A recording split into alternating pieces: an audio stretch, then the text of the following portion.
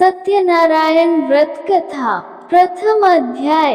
व्यास जी ने कहा, एक समय की बात है, नैमिषारण्य तीर्थ में शनकादिक 88,000 ऋषियों ने पुराणवेता श्री सूत जी से पूछा, हे सूत जी, इस कलियुग में वेद विद्या रहित मनुष्यों को प्रभु भक्ति किस प्रकार मिलेगी तथा उनका उद्धार कैसे होगा। हे मुनिश्रेष्ठ, कोई ऐसा व्रत अथवा तप कहिए जिसके करने से थोड़े ही समय में पुण्य प्राप्त हो तथा मनवांछित फल भी मिले। हमारी प्रबल इच्छा है कि हम ऐसी कथा सुने। सर्वशास्त्र ज्ञाता श्री सूत जी ने कहा, हे वैष्णवों में पूज्य, आप सबने प्राणियों के हित की बात पूछी है। अब मैं उस श्रेष्ठ व्रत को आपसे कहूंगा जिसे नारद जी के पूछने पर लक्ष्मी नारायण भगवान ने उन्हें बताया था।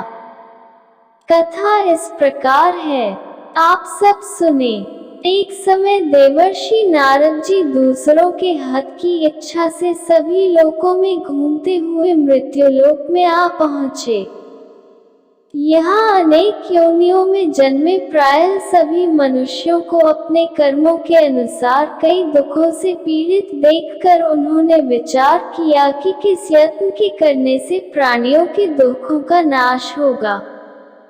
ऐसा मन में विचार कर श्री नारद विष्णुलोक गए। वहाँ श्वेतवर्ण और 4 भुजाओं वाले देवों के ईश नारायण को, जिनके हाथों में शंख चक्र गदा और पद्म थे तथा वरमाला पहने हुए थे, देखकर स्तुति करने लगे। नारद जी ने कहा, हे भगवान, आप अत्यंत शक्ति से संपन्न हैं। मन तथा वाणी भी आपको नहीं पा सकती। आपका आदि मध्य अंत भी नहीं है। आप निर्गुण स्वरूप सृष्टि के कारण भक्तों के दुखों को नष्ट करने वाले हो। आपको मेरा नमस्कार है। नारद जी से इस प्रकार की स्तुति सुनकर विष्णु बोले, हे मुनिश्रेष्ठ, आपके मन में क्या है? आपका किस काम के लिए यहाँ आगमन हुआ है? निसंकोच कहें। तब नारद मुनि ने कहा, मृत्युलोक में सब मनुष्य जो अनेक योनियों में पैदा हुए हैं, अपने अपने कर्मों द्वारा अनेक प्रकार के दुखों से पीड़ित हैं। हे नाथ, यदि आप मुझ पर दया रखते हैं तो बताए उन मनुष्यों के सब दुख थोड़े से ही प्रयत्न से कैसे दूर हो सकते हैं। विष्णु भगवान ने कहा, हे नारद, मनुष्यों की भलाई के लिए तुमने ये बहुत अच्छा प्रश्न किया है। जिस व्रत के करने से मनुष्य मोह से छूट जाता है, वह व्रत मैं तुमसे कहना चाहता हूँ। बहुत पुण्य देने वाला, स्वर्ग तथा मृत्यु दोनों में दुर्लभ एक उत्तम व्रत है जो आज मैं प्रेमवश होकर तुमसे कहता हूँ। श्री सत्यनारायण भगवान का ये व्रत विधि विधान पूर्वक संपन्न करके मनुष्य इस धरती पर सुख भोग कर मरने पर मोक्ष को प्राप्त होता है। श्री विष्णु भगवान के यह वचन सुनकर नारद मुनि बोले, हे भगवान, उस व्रत का फल क्या है? क्या विधान है? इससे पूर्व यह व्रत किसने किया है और किस दिन यह व्रत करना चाहिए? कृपया मुझे विस्तार से बताएं। श्री विष्णु ने कहा, हे नारद, दुख शोक आदि दूर करने वाला यह व्रत सब स्थानों पर विजयी करने वाला है। भक्ति और श्रद्धा के साथ किसी भी दिन मनुष्य श्री सत्यनारायण भगवान की संध्या के समय ब्राह्मणों और बंधुओं के साथ धर्मपरायण होकर पूजा करे। भक्ति भाव से नैवेद्य, केले का फल, शहद, घी, शक्कर अथवा गुड़, दूध और गेहूं का आटा सवाया ले। गेहूं के अभाव में साठी का चूर्ण भी ले सकते हैं। इन सबको भक्ति भाव से भगवान को अर्पण करें। बंधु बांधवों सहित ब्राह्मणों को भोजन कराएं। इसके पश्चात स्वयं भोजन करें।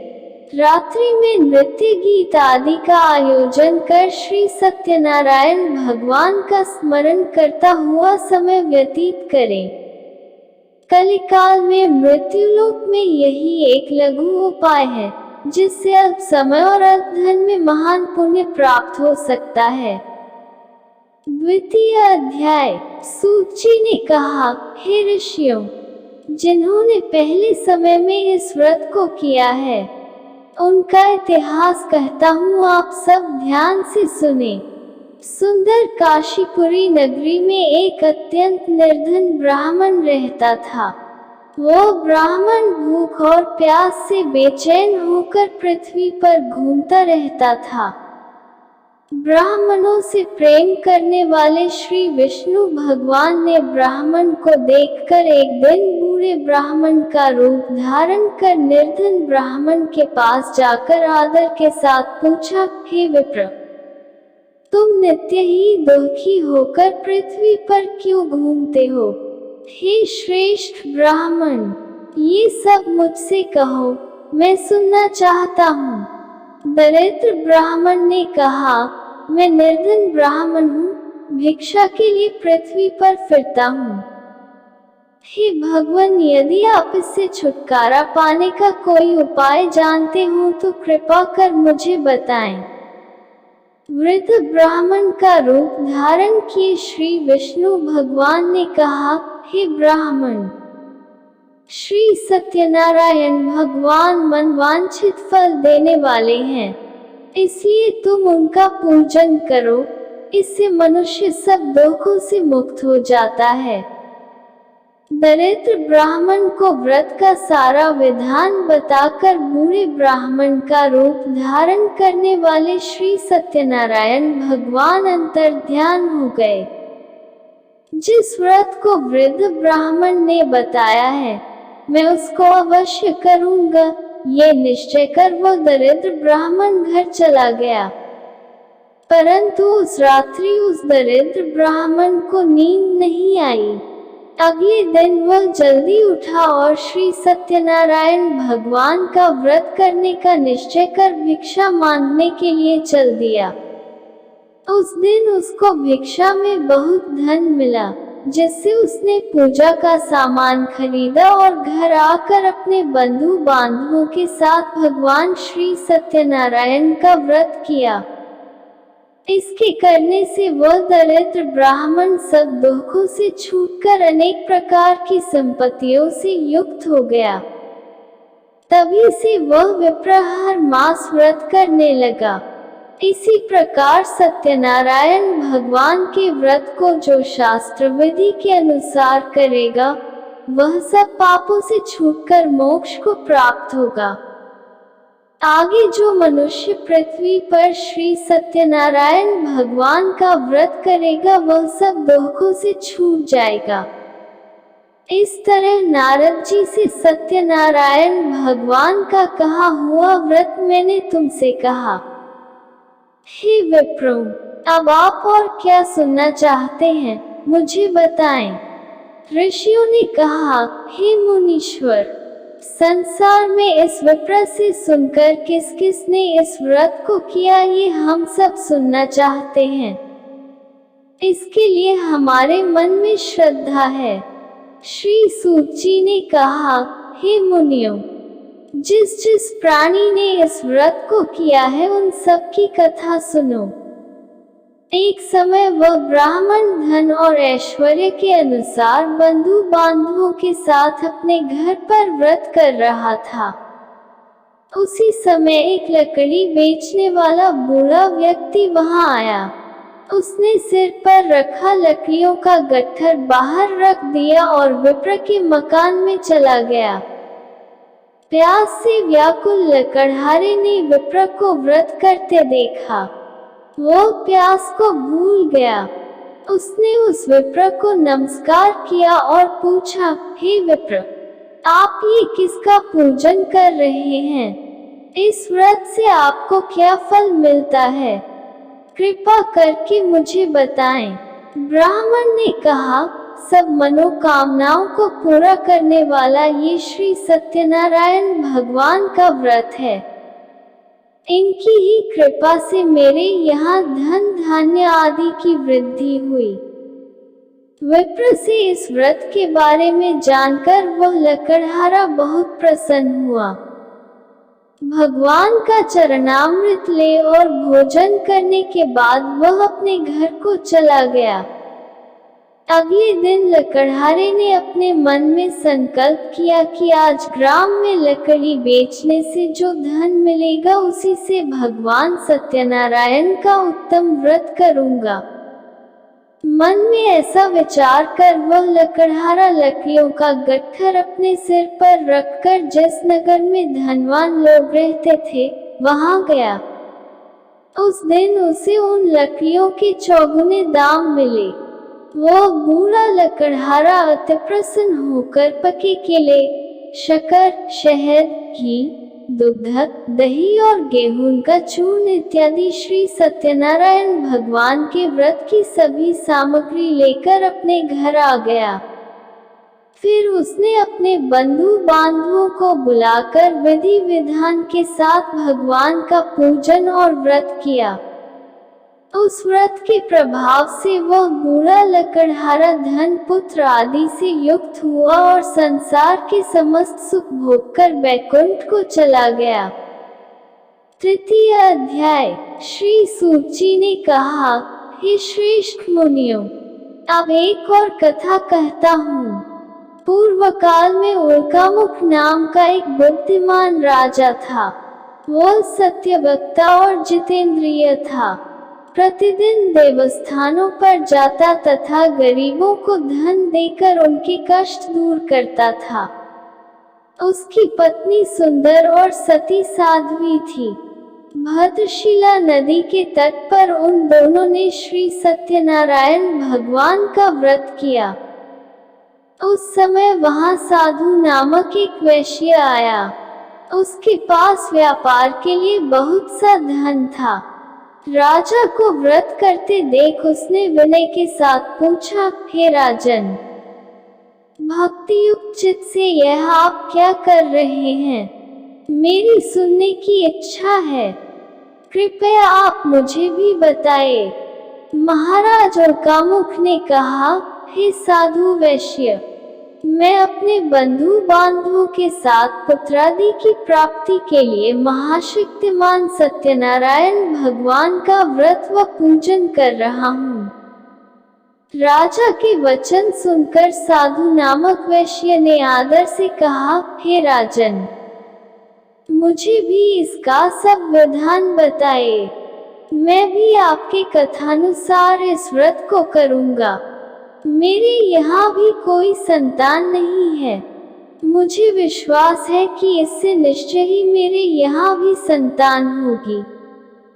राजा से सब विधान सुन व्यापार से निवृत्त हो वह वैश्य खुशी खुशी अपने घर आया। वैश्य ने अपनी पत्नी लीलावती से संतान देने वाले उस व्रत का समाचार सुनाया और प्रण किया कि जब हमारे यहाँ संतान होगी तब मैं इस व्रत को करूँगा।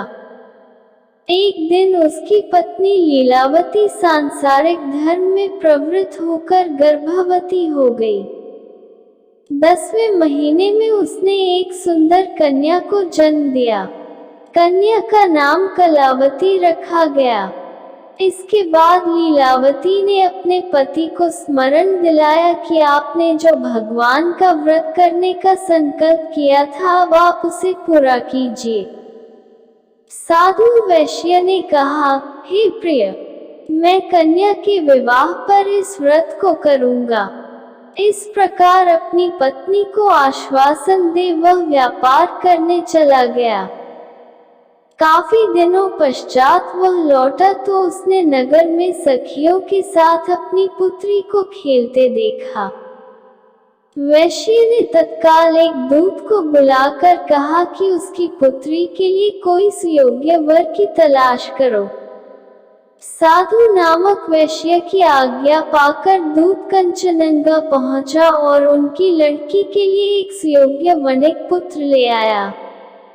वणिक पुत्र को देखकर साधु नामक वैश्य ने अपने बंधु बांधवों सहित प्रसन्नचित होकर अपनी पुत्री का विवाह उसके साथ कर दिया। वैश्य विवाह के समय भी सत्यनारायण भगवान का व्रत करना भूल गया। इस पर श्री सत्यनारायण भगवान क्रोधित हो गए। उन्होंने वैश्य को श्राप दिया कि तुम्हें दारुण दुख प्राप्त होगा। अपने कार्य में कुशल साधु नामक वैश्य अपने जामाता सहित नावों को लेकर व्यापार करने के लिए समुद्र के समीप स्थित रत्नसारपुर नगर में गया। दोनों ससुर जमाई चंद्रकेतु राजा के नगर में व्यापार करने लगे। एक दिन भगवान सत्यनारायण की माया से प्रेरित एक चोर राजा का धन चुराकर भागा जा रहा था। राजा के दूतों को अपने पीछे आते देखकर चोर ने घबराकर राजा के धन को उसी नाव में चुपचाप रख दिया जहां वे ससुर जमाई ठहरे थे। ऐसा करने के बाद वह भाग गया। जब दूतों ने उस साधु वैश्य के पास राजा के धन को रखा देखा तो ससुर जामाता दोनों को बांध कर ले गए और राजा के समीप जाकर बोले, हम ये दो चोर पकड़ कर लाए हैं, कृपया बताएं कि इन्हें क्या सजा दी जाए। राजा ने बिना उन दोनों की बात सुने ही उन्हें कारागार में डालने की आज्ञा दे दी। इस प्रकार राजा की आज्ञा से उनको कठिन कारावास में डाल दिया गया तथा उनका धन भी छीन लिया गया। सत्यनारायण भगवान के श्राप के कारण साधु वैश्य की पत्नी लीलावती व पुत्री कलावती भी घर पर बहुत दुखी हुई। उनके घरों में रखा धन चोर ले गए। एक दिन शारीरिक व मानसिक पीड़ा तथा भूख प्यास से अति दुखित हो भोजन की चिंता में कलावती एक ब्राह्मण के घर गई। उसने ब्राह्मण को श्री सत्यनारायण भगवान का व्रत करते देखा। उसने कथा सुनी तथा प्रसाद ग्रहण कर रात को घर आई। माता ने कलावती से पूछा, हे पुत्री, तू अब तक कहाँ रही व तेरे मन में क्या है? कलावती बोली, हे माता, मैंने एक ब्राह्मण के घर श्री सत्यनारायण भगवान का व्रत होते देखा है। कलावती के वचन सुनकर लीलावती ने सत्यनारायण भगवान के पूजन की तैयारी की। उसने परिवार और बंधुओं सहित श्री सत्यनारायण भगवान का पूजन व व्रत किया और वर मांगा कि मेरे पति और दामाद शीघ्र ही घर वापस लौट आएं। साथ ही भगवान से प्रार्थना की कि हम सबका अपराध क्षमा करो। श्री सत्यनारायण भगवान इस व्रत से संतुष्ट हो गए। उन्होंने राजा चंद्रकेतु को स्वप्न में दर्शन देकर कहा, हे राजन, जिन दोनों वैश्यों को तुमने बंदी बना रखा है वे निर्दोष हैं। उन्हें प्रातः ही छोड़ दो, अन्यथा मैं तेरा धन, राज्य, पुत्र आदि सब नष्ट कर दूंगा। राजा से ऐसे वचन कहकर भगवान अंतर्ध्यान हो गए। प्रातःकाल राजा चंद्रकेतु ने सभा में सबको अपना स्वप्न सुनाया और सैनिकों को आज्ञा दी कि दोनों वणिक पुत्रों को कैद से मुक्त कर सभा में लाया जाए। दोनों ने आते ही राजा को प्रणाम किया। राजा ने उनसे कहा, हे महानुभावों, तुम्हें भावविवश ऐसा कठिन दुख प्राप्त हुआ है। अब तुम्हें कोई भय नहीं है, तुम मुक्त हो। ऐसा कहकर राजा ने उनको नए नए वस्त्राभूषण पहनवाए तथा उनका जितना धन लिया था उससे दोना लौटाकर आदर से विदा किया। दोनों वैश्य अपने घर को चल दिए।